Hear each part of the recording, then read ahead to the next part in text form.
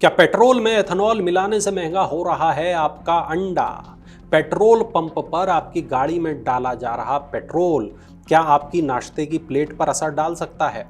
Petrol में मिल रहे ethanol का अंडे से क्या कनेक्शन है? और अगर एथेनॉल से देश का तेल आयात कम हो रहा है और किसानों के मक्के का बेहतर बाजार मिल रहा है, तो पोल्ट्री इंडस्ट्री चिंता क्यों जता रही है? इस पूरी कहानी के बीच में एक फसल है, मक्का। मक्का मुर्गियों के चारे का अहम हिस्सा है, लेकिन अब यही मक्का इथेनॉल बनाने में भी बड़े पैमाने पर इस्तेमाल हो रहा है। सरकार ने पिछले कुछ वर्षों में पेट्रोल में एथेनॉल ब्लेंडिंग तेजी से बढ़ाई है। 2013-14 में ये 1.5% से कम था। अब भारत 20% इथेनॉल ब्लेंडिंग तक पहुंच चुका है।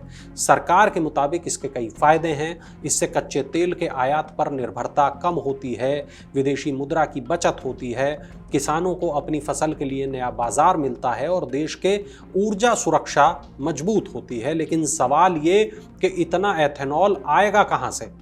भारत में एथेनॉल सिर्फ गन्ने से नहीं बनता, मक्का, चावल और दूसरे अनाज भी इसके लिए इस्तेमाल होते हैं। सरकार ने अनाज आधारित इथेनॉल उत्पादन को बढ़ावा दिया है। मक्का आधारित इथेनॉल की खरीद कीमत भी बढ़ी है। इससे डिस्टिलरीज मक्के की बड़ी खरीदार हो गई हैं। यानी जिस मक्के की ज़रूरत पोल्ट्री उद्योग को है, उसी मक्के के लिए अब इथेनॉल इंडस्ट्री की मांग भी बढ़ गई है और यहीं से अंडे का कनेक्शन शुरू होता है।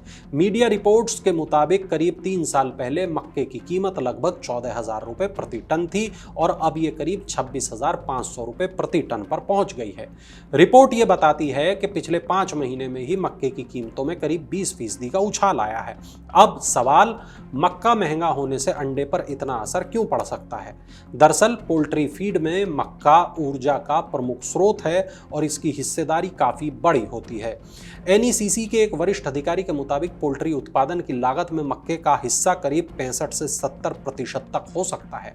इसलिए मक्का महंगा होता है तो मुर्गी पालने की लागत पर सीधा दबाव पड़ता है। फीड महंगा होगा तो अंडे और चिकन की उत्पादन लागत भी बढ़ सकती है। लेकिन क्या इसका मतलब ये है कि देश का बहुत बड़ा हिस्सा मक्का अब इथेनॉल में ही जा रहा है? यही एक जरूरी फैक्ट चेक है।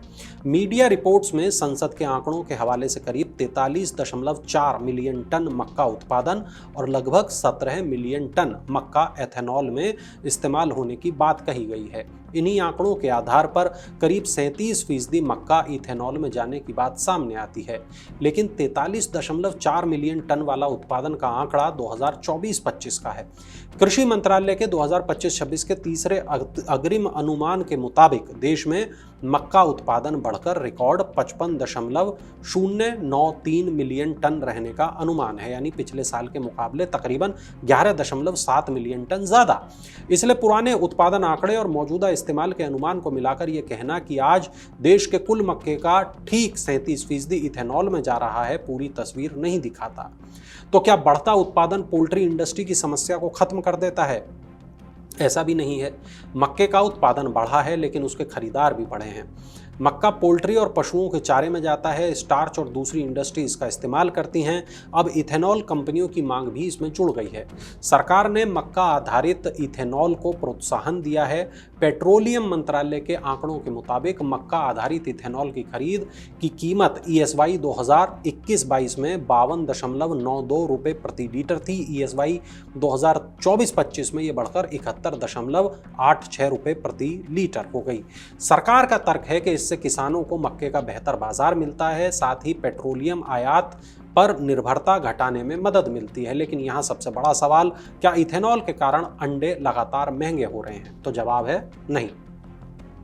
सरकारी आंकड़े ऐसी सीधी तस्वीर नहीं दिखाते। उपभोक्ता मामलों के विभाग के प्राइस मॉनिटरिंग सिस्टम के मुताबिक 24 जुलाई 2026 को देश में 1 दर्जन अंडों का औसत खुदरा भाव करीब 87 रुपये था। 24 अगस्त को यह घटकर 83.86 रुपये रह गया, यानी एक महीने में अंडे करीब 3.6% सस्ते हो गए। लेकिन जब आप सालाना तस्वीर देखते हैं तो वो थोड़ा अलग है। 24 अगस्त 2025 को एक दर्जन अंडों का औसत भाव तकरीबन 75.82 रुपए था और 24 अगस्त 2026 को ये 83.86 रुपए रहा, यानी एक साल में कीमतें बढ़ गई तकरीबन 10.6%। इसका मतलब साफ है कि ये कहना तो ठीक नहीं होगा कि पिछले महीने इथेनॉल की वजह से अंडे महंगे हो गए। पिछले एक महीने में तो अंडे सस्ते हुए हैं, लेकिन एक साल पहले के मुकाबले कीमत अब भी ज्यादा है और उसकी वजह केवल मक्का या इथेनॉल नहीं है। अंडे की कीमत पर सोयाबीन मील जैसे दूसरे फीड की कीमत का भी असर पड़ता है। गर्मी से मुर्गियों पर पड़ने वाला स्ट्रेस और मृत्यु दर उत्पादन बदल सकती है। मौसम, ट्रांसपोर्ट लागत, अंडों की मौसमी मांग कीमतों को ऊपर नीचे करती है। एक और पहलू है DDGS। अब ये क्या है? ये एथेनॉल उत्पादन के बाद मिलने वाला एक सह उत्पाद है जिसका इस्तेमाल पशु और पोल्ट्री फीड में प्रोटीन के पूरक स्रोत के रूप पर किया जा सकता है। यानी इथेनॉल इंडस्ट्री केवल मक्का खरीदती ही नहीं, उससे निकलने वाला एक सह उत्पाद वापस फीड इंडस्ट्री के काम आ सकता है। हालांकि ये मक्के का पूरा विकल्प नहीं है और इससे मक्के की बढ़ी कीमत का पूरा असर खत्म हो जाएगा, ऐसा कहना भी ठीक नहीं होगा। तो पूरी कहानी क्या है? इथेनॉल की मांग बढ़ने से मक्के के लिए एक बड़ा नया बाजार तैयार हो गया। इससे किसानों को फायदा, देश को ऊर्जा सुरक्षा मिल सकती है, लेकिन उसी मक्के की ज़रूरत पोल्ट्री उद्योग को भी है। इसलिए मांग बढ़ने से मक्के की कीमत और पोल्ट्री फीड की लागत पर दबाव पड़ सकता है। मगर अंडे की दुकान वाली कीमत सिर्फ इसी एक वजह से तय नहीं होती। इसलिए यही कारण है कि इस कहानी को इथेनॉल की वजह से अंडा महंगा कहना बहुत आसान निष्कर्ष होगा। असल सवाल कुछ और है। भारत का मक्का उत्पादन रिकॉर्ड स्तर पर पहुंच रहा है, लेकिन इथेनॉल, पोल्ट्री, पशु आहार और दूसरी इंडस्ट्री की मांग भी बढ़ रही है। चुनौती ये कि उत्पादन इतनी तेजी से बढ़े कि हर सेक्टर की ज़रूरत पूरी हो सके। यानी बहस इथेनॉल बनाम अंडा नहीं, बल्कि बढ़ती मांग के मुकाबले पर्याप्त मक्का पैदा करने की है। अब सवाल आपसे ये कि क्या सरकार को इथेनॉल में मक्के का इस्तेमाल सीमित करना चाहिए या मक्का उत्पादन इतना बढ़ाना चाहिए कि किसी सेक्टर को नुकसान ना हो? कमेंट सेक्शन में ज़रूर बताएं कि आपके हिसाब से रास्ता इथेनॉल कम करना ये ठीक है या मक्का ज़्यादा उगाना।